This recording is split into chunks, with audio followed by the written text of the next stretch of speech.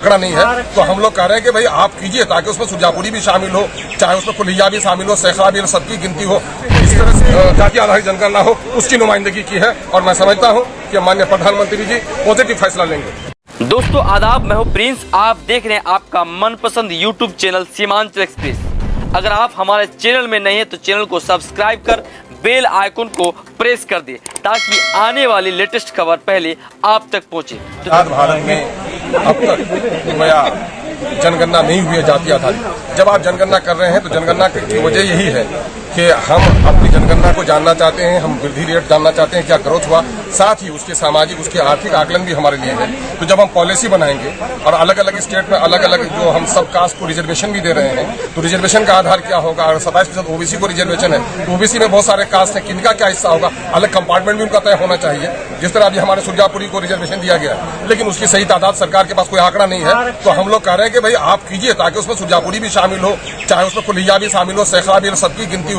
इस तरह से ओबीसी का मामला यही है कि एससी और एसटी की गिनती कर रहे हैं, आप धर्म के आधार पर गिनती कर रहे हैं, कोई उन्माद नहीं हुआ, तो कास्ट और सब कास्ट की गिनती करने में क्या दिक्कत है। और आज के दिन में चूंकि आपको मोबाइल ऐप से करने का प्रोग्राम है, तो डिजिटल इंडिया में तो मैं समझता हूं कि सरकार को कोई भार भी नहीं पड़ने जा रहा है। तो सरकार की नीयत, जब ये प्रधानमंत्री जी कहते हैं सबका साथ सबका विकास, तो सबकी हालत को जब आप तक नहीं जानेंगे तो सबके बारे में विकास का प्लान कैसे कर सकते हैं। जब तक पैथोलॉजिकल रिपोर्ट अच्छी नहीं आएगी, डॉक्टर दवा नहीं लिख सकता है, जब तक सेंसस में जाति आधारित जनगणना नहीं होगी तब तक तमाम तक पिछड़े लोगों के लिए प्लान नहीं बनाया जा सकता है। हमारा आरक्षण के अलावा क्या क्या फायदे हो सकते हैं भाई,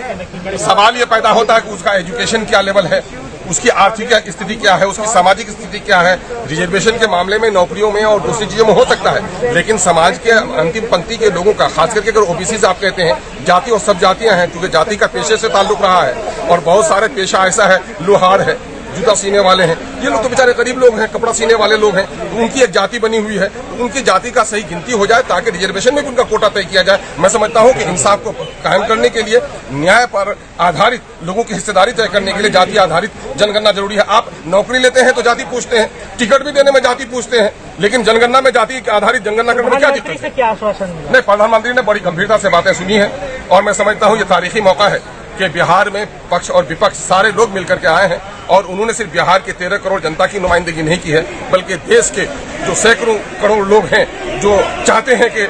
जाति आधारित जनगणना हो, उसकी नुमाइंदगी की है और मैं समझता हूं कि माननीय प्रधानमंत्री जी पॉजिटिव फैसला लेंगे।